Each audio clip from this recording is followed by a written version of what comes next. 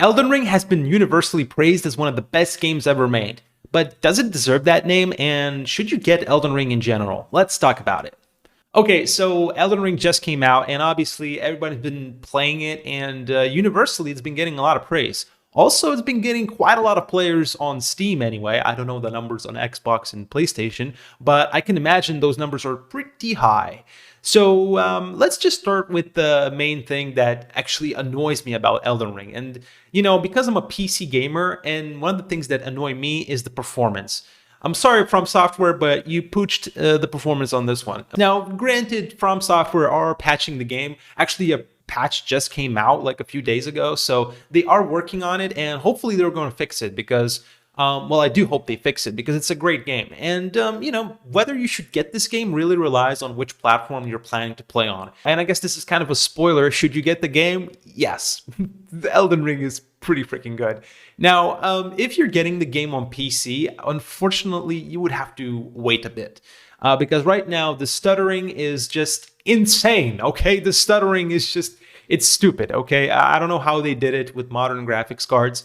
It's just, people with 3080s are having problems, and I'm sitting on a GTX 1070 and I'm still having issues as well. So yeah, the game stutters in the worst possible scenarios, like when you're fighting a boss and it just stutters all over the place and you get killed. It's like the worst thing you want to happen in a Souls game is like dying from a lag, so that part of the game needs to be fixed. Now, if you're planning to get the game on consoles, and I'm talking about next gen ones like the PS5 or the Xbox Series X, then the game is a lot better because, well, I guess FromSoftware just spent a bit more time optimizing them. And yeah, I guess just PC gamers are being treated as second-class citizens. But you know what? Even console versions are not safe. I've heard that, on PS5, you better be playing the previous gen version because it runs better. So all in all, performance issues aside, the game is great. So let's talk about it. I think Elden Ring is going to be this generation's Skyrim because honestly, the world is huge. And I'm not going to spoil anything in this video, by the way, but the world is huge. Okay, the map is freaking insane. I think this game has been in development for around 3 or 4 years, and the map size is insane. It's crazy to think that, Bethesda over there cannot make a game in 10 years while FromSoftware is making games like constantly. So definitely FromSoftware deserves a lot of praise here because the map is not only beautiful, it's one of the most beautiful maps I've ever played in any RPG ever, but also it's just full, rich of content, not like a Ubisoft game. Okay, this is not like, Assassin's Creed where the world is just basically copy and pasted. The world actually has, some thought put into it, and each part of the world matters. And I feel like FromSoftware really thought like where the player is going to explore, and they did a good job here. You will stumble across like various caverns and areas and castles and just various areas where you're just going to have so much fun, and you're going to be like, oh my God, just going to have that discovery aspect to it. And the game does mark new areas that you discover, but it doesn't outright tell you where anything is. Like, in Skyrim where you get a quest and it will mark the area for you. In this game, that doesn't happen. In fact, there was one area, and this is not a spoiler, and there was an area in the game where I did get a map, like an in-game item, and I had to like look at the map like an image and then determine on the map, like the in-game map, where it actually was. So that was a pretty cool thing. So in general, just the world itself is just gorgeous. Honestly, I was just taking screenshots all the time. In fact, on my Xbox Series controller that I got recently, I finally found a use for this share button because I never use it. But here, I was taking screenshots all the damn time. So I was just, constantly making screenshots. Now let's talk about the combat in the game. Obviously, this game, a lot of gamers might be afraid, especially if they've heard of Dark Souls and all that. Like, how difficult is this game really? Does it punish you? The answer is yes, the game does really, it's not the easiest game in the world. Like, again, if you're used to like, smashing through enemies in like Assassin's Creed or something, you're not going to do that here. The thing about the Elden Ring and all the Souls series is that there is no difficulty slider. The game is as difficult as you make it to be. If you have skill and you know how to roll and dodge and when to attack and you don't panic roll and die from a dragon or something, well then, yeah, you're going to succeed. But honestly, like this is the most rewarding thing about Elden Ring and the Souls games in general. You don't level up your character in well, you do level up your character in the game. It's like when you die and you do it again, and you die and you do it again, you actually get experience yourself. Okay, you become better at the game, and that's really it's. I like to compare Dark Souls and Soul series to CS:GO. Like for those of you who played CS:GO, you probably know if you played rank anyway.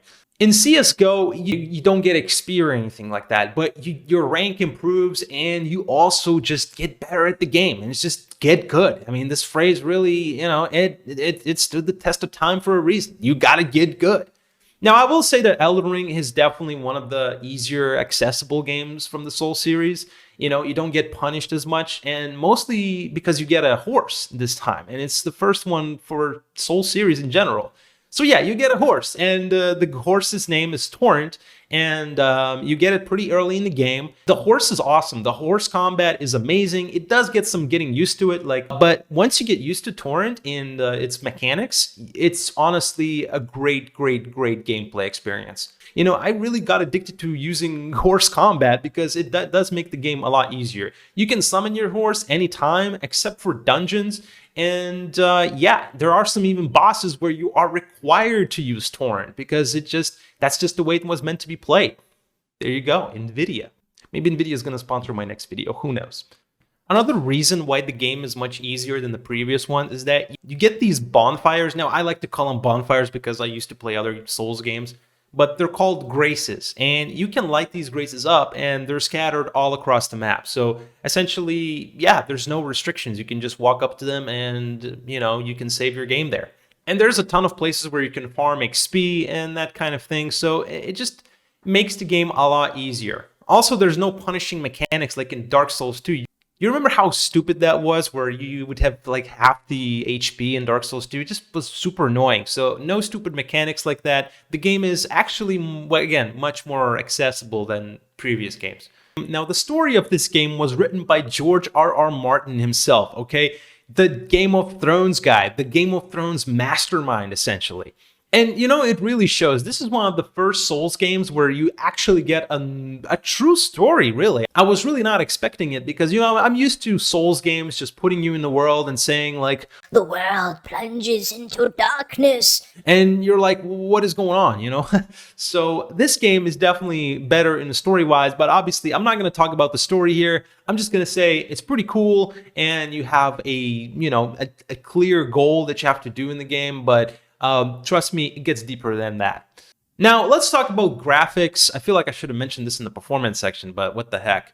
Graphics are really gorgeous in the game. Now, I've heard some reviewers say that the graphics don't look that good, and honestly, I'll have to disagree. I'm sorry, but the game is beautiful, okay? I've mentioned how I just take screenshots constantly, and that's true. Okay, the game is gorgeous. Maybe the graphics technology itself isn't the best, but you have to say that the art and the way they use the graphics engine that they do have is used amazingly.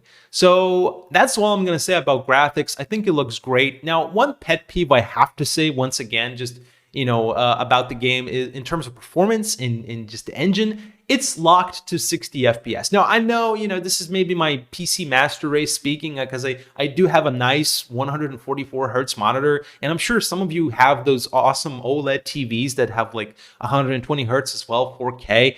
Now, those of you who have those monitors and TVs will be disappointed because the game is hard locked at 60 FPS. So yeah, not amazing. I wish that the Souls games would finally embrace and have, maybe an engine adjustment and would allow for unlocked FPS. Man can only dream.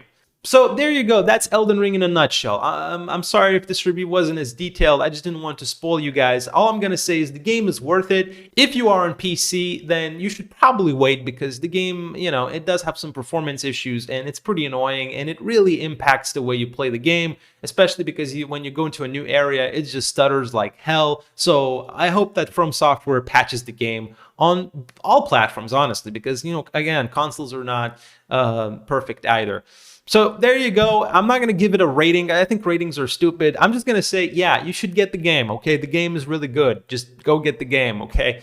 That's going to be it for this video. If you enjoyed it, please give it a like and subscribe to the YouTube channel. There's definitely more gaming videos coming and just random nonsense. So yeah, goodbye.